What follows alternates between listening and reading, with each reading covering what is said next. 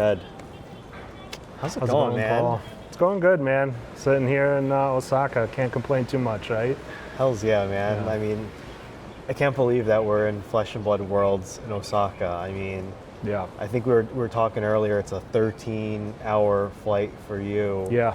And 14 for me, and then we had to take the train here. Right. So we're quite far from home. Yeah, we're way out there. It's a little bit more than like Pro Tour LA. Right. Yes, exactly. Yep. So how you doing overall? How's the travel, man? Like, Yeah, no complaints on the travel other than, like we just mentioned, it was quite long. But after being here for a week, it's like totally worth it. Like, Japan has been amazing. I spent some time in Tokyo. We hung out there for a couple days as well, and just really awesome to see like all the sights. Like, got to see so much in like 4 days due to like public transportation being like super good here. Like, dude, most efficient thing it's ever. like people are apologizing that it's like 2 minutes late on the Right, train. Like, I'm like, oh my gosh. Right, yeah. So it's been great, man. No complaints from my side. And I know we checked out some of the card stores together. I thought those were pretty interesting. Like, Amenity Dream was very interesting. The setup. Did you go to their like lower floor, or did you just go to their sixth floor? I only went to the top, to the Fab floor. I did poke around their anime store, their anime floor, and that was definitely pretty interesting. Yeah. And it was kind of cool that they had multiple levels there in Akihabara. Yep. Then obviously, Tokyo Fab was a pretty neat store. I mean, it's pretty small, but those guys run a pretty tight shop there. Yeah, unfortunately, I didn't make it to Tokyo Fab. You didn't? Just ran out of time in Tokyo. But I was really surprised by Amenity Dream. Just like they were like fully in. There was a lot of stock, a lot of singles, and it was like impressive to see. Yeah. There was a good chunk of the cases were Fab in that level. Yeah, so. It was like that level was like 50% Magic, like 35% Fab, and then like 15% like miscellaneous Western card games. I think. Yep, for sure. Yeah. So what do you think of the venue, man?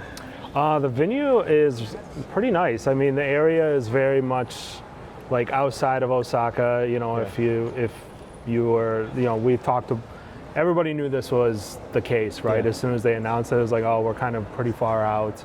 But, really no complaints about that. I understand it's like, convention centers aren't necessarily going to just be in the downtown heart of things all the time. But no complaints. I mean, plenty of room. Like, the showing out of the vendors is pretty impressive. There's a lot going on in there. Just overall, good vibes in there. There's I've seen I've heard of Girafol, I've heard of Azumaya, I've heard of Tokyo Fab, of course. Yeah. But there are a lot of vendors that I didn't even know existed. Yeah. So it's like if we ever come back to an event, I almost want to kind of take my camera around and kind of record, where all the vendors are and all that stuff, just so I kind of have a mental frame of reference. Right. So when we come back, we've got something to kind of go off of, But yeah, man. So it's juiced in there. We're wrapping up kind of the tail end of the Rosetta season. Yeah. I guess I got to ask, leading up to Worlds and kind of seeing what's going on in Japan, what's your take on the Fab market currently? Up and to the right, man. I think it's honestly, Rosetta was kind of interesting. I didn't really break a lot of Rosetta and put on the store. I kind of, the extras that I had, I would throw up here or there, right? But, there was kind of a bit of a dip on TCG Player on my store where the prices kind of fell down, but then it just started going up. And Rosetta kind of regained its footing quite strongly. And there's a number of Majestics in that set that are just holding really good value. The heroes are performing, which always helps. And so, as far as Rosetta, I think, as we sit here today, pretty good success on that front. There's a lot of playable cards. You look at the Aurora cards, the Florian cards. So I think those are the two most popular heroes in the set. And those cards seem to hold their value really well, but I think there are a lot of cards that are playable but aren't necessarily meta yet.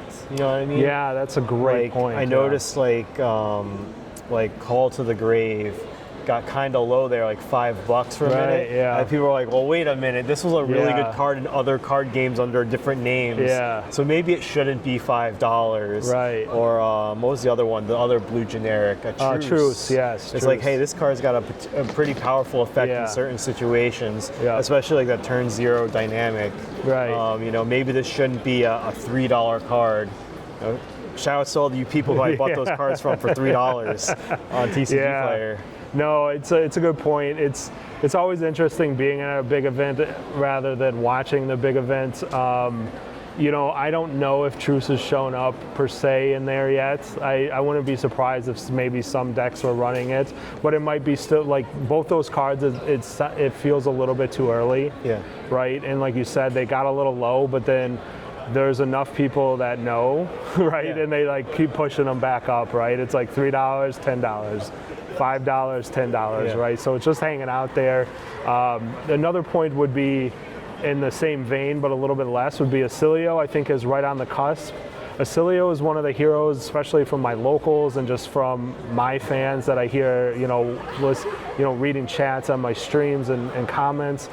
That hero got like a cult following instantly. Yeah. Like he came out and he's not like a world beater, but like I hear people being like, I'm an Acilio main. I'm gonna play Acilio. He's like quirky. He's got Yeah, his art design. He's Yeah. like Xerath from League of Legends. Right. He's quirky, and I think people just like him. Yeah, and I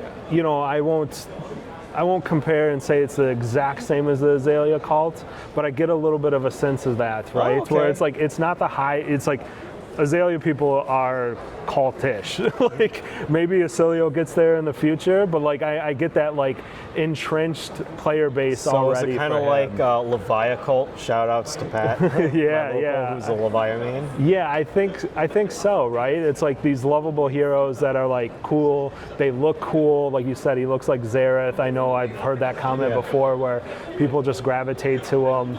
And I really do think like people will be waiting for like the expansion slot card, the next sigil that he gets, right? And they'll probably keep trickling them out, and at some point he'll become good, and then those cards will take off as well. So Yeah, some of those sigils are pretty beat down in price. They're pretty cards Yeah. too, you know. Yeah. And I know, yes, there's a little.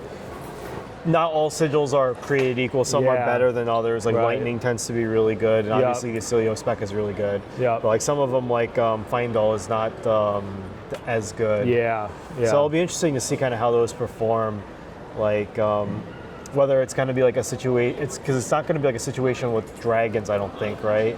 Right. Where like because they were never really powerful, but it'll be interesting to see that when they actually get used and if they become powerful, Right, yeah. how the community takes those up. Yeah, there's going to be, like you said, I think there's some that are just going to be really, they might have been more draft design cards, right? Looking at like Sigil of Deadwood is just, maybe sometime in the future, just in a niche way it gets played. But then again, you have some that are like mid-tier that I think could see play. I think I've heard some buzz around Sigil of Cycles. That's a very cool effect that people. Oh can yeah, take people are trying to mess around with Sigil of Cycles and Rhinar. I've heard multiple Yes, people yeah. comment that they're testing that out. Yeah, because it started turn intimidate, right? Yeah. Because you get to discard a 6 and then you intimidate them. So it's like literally just happens no matter what, and then you have the rest of your hand to intimidate more. So that card might see its day.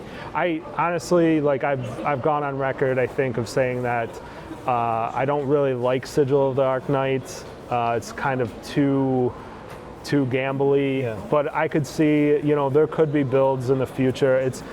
It's better than Tome of the Arc Knight, right?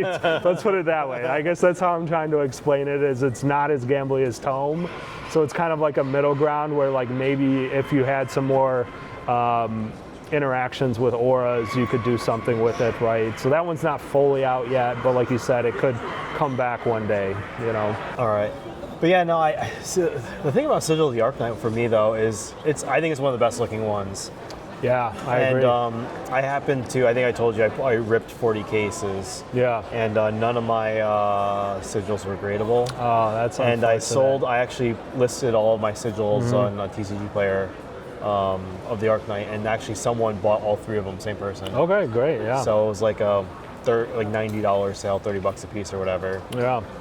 So I thought, hey, I think people are out there collecting them, so Right. it'll be interesting to see, what LSS does with them in the future. Yeah, it was, I totally agree with you. I think all the sigils look beautiful, right? Like they did a really good job with the art and just how the marvels look. I think, again, I think Fab is very much when you see it spoiled or you see it in a photo, you don't really get the sense of it for the marvels. But like, again, just like the Chi cards, once you see them, you're like, oh, Yeah. this is like fire, right? Yeah. Even if it's not playable, it looks beautiful. I know I like having them in the binder. I have my full set of Arcanite just in case, and then they just are pretty to look at as well. So Yeah, absolutely, man, absolutely.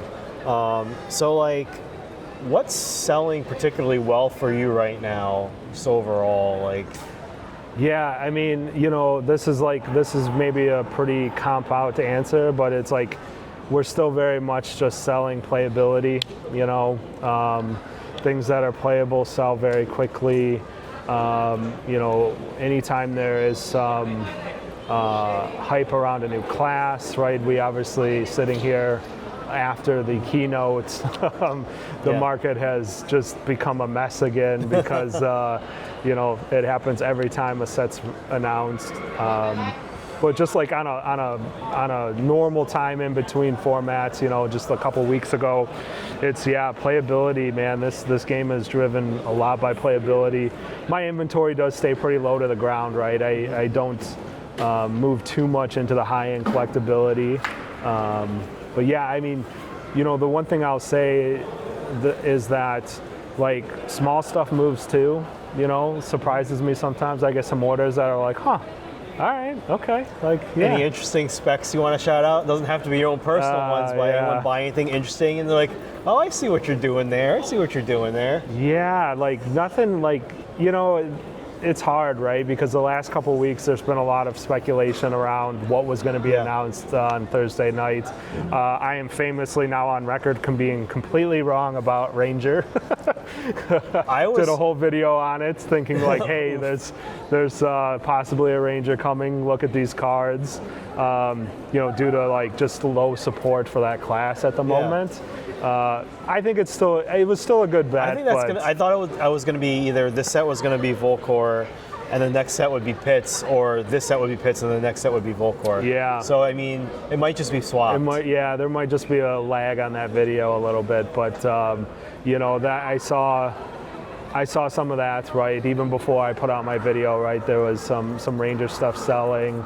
The Dromai news is like loomed over us for since LA now, right? So you constantly see some uprising cards sell before this and be like, all right, we're moving towards that, right? And they a little bit of a curveball with the Hunted, but what are you gonna do, right? The Hunted, I don't think the Hunted's gonna be interesting because like they took 2 concepts, one being like the Draconic talent, and the other thing is like I didn't have it on my my bingo card to definitely have like a Draconic Ninja, especially right after we got Ninja support in Misfail. I mean, granted, that is 2 sets ago now, as well as Draconic Warrior. I didn't expect. I definitely thought, oh well, if they're going to do Volcor, another Draconic Illusionist, whether it's Dromai or another Illusionist, would have been a slam dunk. So I think that's LSS's way to like give supports to either talents or classes that haven't had support in a little bit. So they're kind of like 2 birds with 1 stone kind of a thing, which I thought was really interesting. Yeah, Warrior is like on that list, right, of like classes that need some support right now. And, not, in hindsight, not surprised to see a Draconic Warrior in there. If you look back at like, I think it was Misfail kind of started this pattern in their design and their set design where it's a talented set, but the core cards, the core majestics of the class will be Warrior, right? Like Tooth and Claw is just a ninja card, or and they did it in Rosetta as well with Runeblade and Wizard. So I think, you know, if you're a warrior main out there, I would say there's no reason not to expect some pretty heavy support. Yeah. You know, even though it is Draconic Warrior is the hero, I think you'll see a lot of warrior cards come in, and that'll be exciting. So that kind of leads right into the next question. You know, what do you think is going to sell well after the Hunted reveal? I think, yeah, it's a good question. Like after this reveal, going into, you know, as we move closer to the release of the set, you know, things that have already sold right now will continue to sell. You know, I always, you know, if you watch my content, I always like to preach some caution. You definitely don't want to be buying your flame scale furnace right now. But like if you don't have one, like you could probably let it chill for a bit. You know, there will be a downward trend and then an upward trend as we get to launch, right? So, you know, I'm always trying to, you know, preach some caution, especially around the hype. Don't FOMO into cards right now. I would look at, you know, Fi's main cards, right? That hero hasn't changed too much, unfortunately. Yeah. He's been kind of stagnant. Famously, if you're a Fi player, you know this. Like you can look at a lot of his cards, right? Shukos, things like that you want to take a look at and keep an eye on, because I think he will definitely sidebar into a ton of support, right? They actually even just spoiled the card already that I think is almost just a Fi card at this point. So, yeah, I think that's going to be good because, or interesting, specifically in the case of Ninja, because right, you have Fi Draconic Ninja, and then you have the new one coming in, and they're going to print stuff that overlaps. So essentially, what they're doing is they're giving Fi that immediate support to be like, hey, buddy, you've had enough time in the oven. It's time to kind of get you out, you know, into greener pastures, if you will, into the land of LL. And then we have someone immediately coming in to backfill is it Syndra, I believe her name is? Syndra, yeah. That's, you know, I didn't even think about that till right now, but you're right. He is so close to LL that it won't take too much. It'll take like a couple wins. You know, one big win or maybe a really good heater in like an RTN season or a ProQuest season, and you know, he's gone. I believe he's at 100 or less points away. Yeah. So like it's, you know, it perfectly makes sense to have her on the back burner, or like maybe, you know, just her right there, right? So your cards are just shifted right into the next Draconic Ninja. The other thing I would think about looking at is like, you know, this does pull up some Monarch as well, right? To your Valiant Dynamos. You know, even going back far as WTR and looking at bracers and stuff. I know they've been kind of stepped over with the other arms that came out in Dusk Till Dawn as well. So, you know, just keep an eye on your warrior cards as well. It's not a foregone conclusion that the new warrior gets armor that would supplant them. We know that the warrior is going to be daggers, so maybe if Valiant Dynamos, right, if you hit twice, you can recharge them. Maybe that's something that you would like to take advantage of. Hard saying right now. Again, preaching caution. I don't want anyone out there to get juiced, right? Don't buy too soon. But you know, just keep it in the back of your mind. So in other words, you're saying, Ted, if by the time this video comes out and Valiant Dynamo is $300 in cold foil, don't YOLO into a $300 copy of Valiant Dynamo. Yeah, because like right now we don't know. I'm just like, you know, it's part of the fun of this side of the game, right? Is speculating and try to be ahead of the curve, and it feels really good when you win, but sometimes you lose too, right? And you know, like they can reprint legs, Draconic legs that he has to play. You know, we've seen that. But you know, the recent example of Grasp, they kind of Grasp is best in slot still, right? So sometimes that can happen as well. So you got any spicy or hot predictions for Hunted? I don't know, man. Like, it's a very interesting set because we just don't know what's going on with Arachne. Are those like, you know, you have to mark your opponent, and then depending on how you hit them the next time you flip into a new hero, and you have to manage your abilities as you flip into the new 5 to 8 versions of him, right?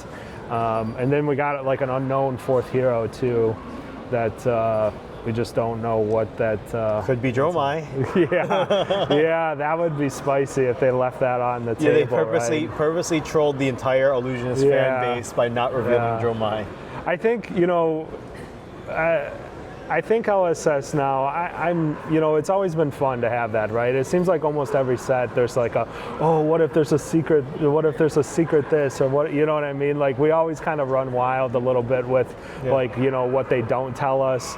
But they've I would say they've built up a pretty decent history now of being pretty straightforward, right? So don't get too excited. I would not. It would shock me if it was Dromai hiding in that 4th slot, right? But yeah, I guess we'll see.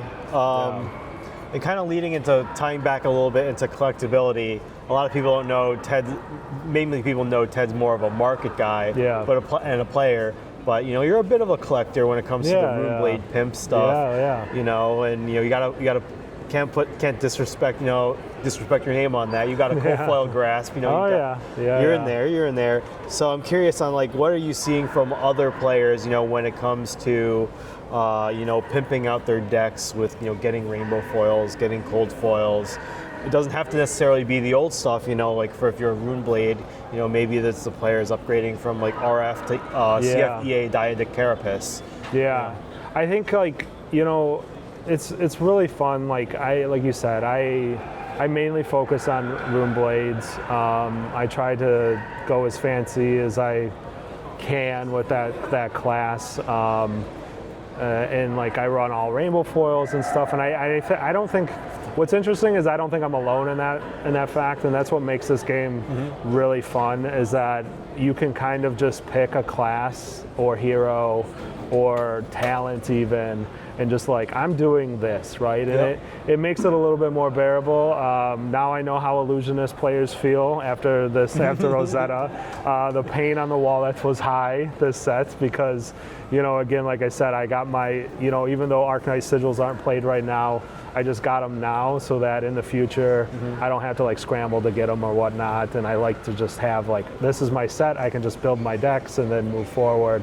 But yeah, I think, like, as far as collectability, it's like there's 2 versions of collectability in this game, which is like quite fun, right? There's like the high-end, like, collectible, like, you know, I want to put this in a slab and, you know, maybe just have it in a, you know, on my shelf, right? Like really fancy, really rare stuff, not play with it. But then there's also the players that are not just players, they're collectors, right? They'll tell you they're a player and they're playing in Worlds right now or whatever. Like a certain friend of ours who plays Azalea with his gold foil cross wrap and his EA tunic. Yeah, exactly. So it's like, you know, it's like there's almost 2 versions of collectors in this game, which I think is exciting, right? And it just adds a different layer of depth to the collectability side. No doubt, man. So, as a tradition, what we do in this podcast is the previous person who I have on leaves a question for the next person. My previous guest was notable collector Saint. And he left you a question. Okay. So, outside of PvE, what would a good catalyst be for the growth of flesh and blood adoption of players and collectors? Yeah, that's a great question, actually, because, you know, we all know PvE's looming. It's, you know, it'll get here when it gets here. And I think, you know, he alludes to PvE being a catalyst there, and I think it will be once it gets here. But you know, thinking about this question, I would say that PvP in the form of like UPF, or, you know, now that we got this announcement of Smash Palace coming at the end of 2025 or close to the end, I think that will be more important than maybe it sounds right now. I'm a big proponent of UPF. If you watch any of my stuff, I've talked about it, and it's just a ton of fun. And I was kind of telling you this weekend, Paul, after the Smash Palace came out, is that I have locals that don't play Flesh and Blood really at all, but they bought almost a full Blitz deck with some power cards, not every single power card, playing with normal equipment in UPF, but they come out and play UPF. Gotcha. And so it's like, it was really interesting to see that happen, where like, a player that really, and then really have an enjoyable time and like be engaged and be like, hey, when are we playing UPF again? I want to play this game, almost as like more in a board game style interaction. So I think Smash Palace, if they can like engage in that front and get more players to just try the game, because I think that's where Fab excels. We all know this. Is like once you start flipping the cards around and start shuffling your deck and playing, that's when you realize how good Fab is, right? Yeah. You get it just a whole different unlocks, right? So I think Smash Palace and like a PV. It's not PvE, but it's more of like a social game, right? And I think that social game will really drive new players, to be honest. So I'm excited for Smash Palace. If you can't tell. Yeah, no, it's a really interesting perspective, because I think a lot of people kind of just, go to PvE, they try a PvE deck, somebody brings like Valda, and then somebody brings like an Ira, full-blown Ira Blitz deck, and it's just like a cluster, and everyone goes, well, I had this one game, and Ted was on Valda, and Joe was on Ira, and then Paul brought a full like Blitz Dory deck, and it was miserable. Yeah, well, like that happens, right? And I think that's why UPF, and like full disclosure, that's maybe why UPF gets a little bit of bad rap. And if you tried UPF and you've had that experience, I don't blame you for just like, okay, I'm just not interested in UPF anymore. I would highly suggest trying UPF where all 4 players are on the same page. And you're kind of all trying to do something zany with your deck, or just like, bring in some merchants, or, even like if you haven't played the stock out of the box round the table with 4 players, try that. Because that will give you a good sense of what Smash Palace is going to, they're going to evolve upon that product, right? Gotcha. And like that product is excellent straight out of the box. Don't make any changes, just hand out the decks, shuffle up and play, and I guarantee you'll have a ton of fun. So let's say that like Smash Palace is that next level evolution of around the table, and it starts to onboard people. Do you think that's going to give you think this product is going to give enough meat on the bone where a player's like, hey, this is awesome, I had a really fun time playing Smash Palace? You think it's going to grow them into competitive play, like going into like CC, or do you think it's more going to be like an evergreen format where people are going to want to say, I just want to play Smash Palace, and they actually build like a social play network? Yeah, I think like, that's a good question, actually. I think it will be a bit of both, to be honest. I'm optimistic again because, I think this game, like once you start moving the cards around, you kind of like if it's your jam, then it's really your jam, and you start enjoying the game quite a bit. I think at a minimum, Smash Palace will definitely pull people into local events. Maybe it gets you into Blitz, then it gets you into CC. And now with Armory decks, it's so easy to get into CC, right? You can just be like, I love Smash Palace. What hero do I pick off the shelf? Oh, I like Jaw. Shuffle up, play that at the next Armory. When's the Armory? Oh, I'll come out then, right? But I do think that I could see, like personally, I could see myself if like my local LGS had like, hey, Thursdays are Armories, Saturdays are Smash Palace. Check me out on Saturdays, dude. I'm coming. Like, I'm totally there for Smash Palace. If it is that evolution of round the table, which I, no belief that it won't be. And like, not to get too long-winded here, but I also, my experience in like the local I was talking about, we did a league with our UPF events. So we like were gaining points every time we came out on a Saturday. So if you won the pod, you got 2 points. You brought a new player, you got a point, et cetera, et cetera. And it really, we had like 2 pods most weeks, like maybe 6 out of the 8 weeks we ran the league. So like you hit on it, right? If they can support with like the social play kits, they evolve those into something else, and you can run an armory and a social event once a week. That would be perfect. I think that's how you get people entrenched.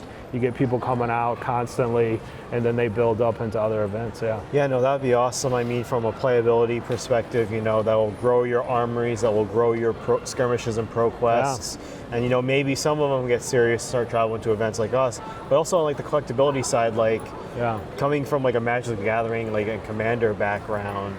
I think that, as people start getting invested in these social play formats, it's like, oh, I'm going to get like, I have like a whatever card, like a Wrath of God. It's like, oh, well, I'll foil it out and get like a, whatever, like a 9th edition foil Wrath of God. And it's like, you keep investing in the card. It's like, all of a sudden, before you know it, you've got an Alpha Wrath of God. That's like a several $1,000 card, just because, you pimp out your deck over time.